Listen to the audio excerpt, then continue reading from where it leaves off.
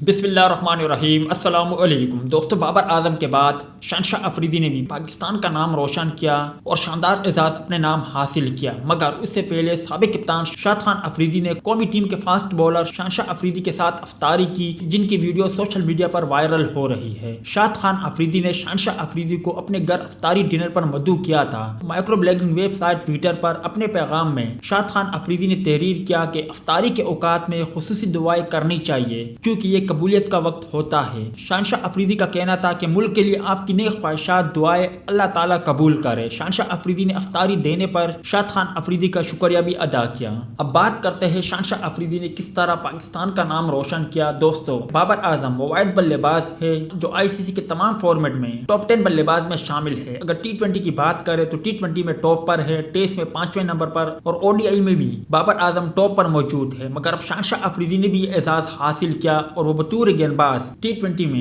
10ویں number پر موجود ہے، جبکہ ٹیسٹ میں 4تھے اور ODI میں 7ویں نمبر پر موجود ہے۔ اس کے علاوہ آسٹریلین باؤلر جوش ہیزل ووڈ T20 میں 3رے، ٹیسٹ میں 10ویں اور ODI میں 3رے نمبر پر موجود ہے۔ ویڈیو اچھی لگے تو اسے لائک ضرور کریں۔